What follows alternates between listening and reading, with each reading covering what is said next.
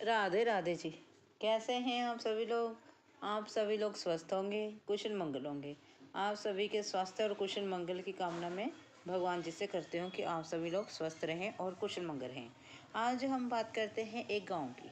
एक गांव में एक कुआं था। जैसे कि पहले ज़माने में गांव में कुएं होते थे, उसी प्रकार एक गांव में एक कुआं था।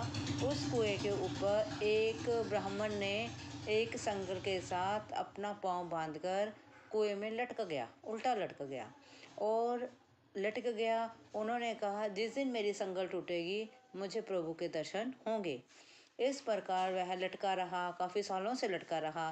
पूरे गांव में इस चीज़ का कोहताल मच गया कि ब्राह्मण इतने सालों से संगल के सहारे कुएं में लटका हुआ है। सभी और इस चीज़ का शोर मच गया तो दूर दूर से लोग आने लगे।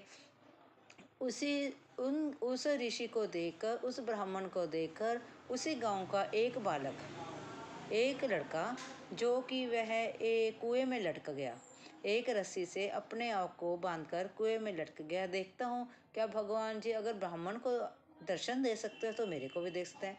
हे प्रभु, आप मुझे दर्शन दे, वरना अगर ये रस्सी टूट गई और मैं कुएं में गिर गया तो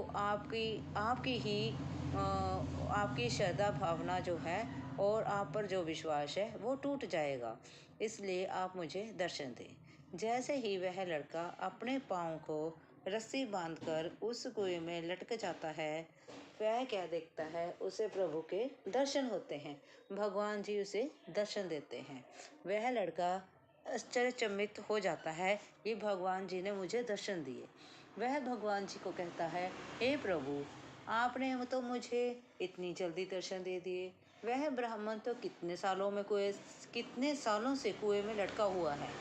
तो भगवान जी ने कहा, वह ब्राह्मण कुएं में लटका तो है, इतनी मोटी संगल के साथ अपने पाँव को बांधकर वह कुएं में लटका है। उसे संगल पर विश्वास है, मुझ पर नहीं है। उसे भगवान पर भरोसा नहीं था, उसे भगवान पर विश्वास नहीं है। इसीलिए तो उसने इतनी मोटी संगल बांधी कि जब संगल टूटेगी तब प्रभु दर्शन देंगे। और तुम्हें ने मुझे सच्चे मन से याद किया और मुझे पुकारा, तो मुझे तो आना ही था। इस प्रकार से मैंने तुम्हें दर्शन दिए। तभी तो कहते हैं ना, जब भक्त पुकारे प्रभु दौड़ा दौड़ा आए। कहते हैं ना, शबरी के जब भगवान जी झूठे बेर खा सकते हैं तो हमारे बुलाने पर भगवान जी क्यों नहीं आ सकते।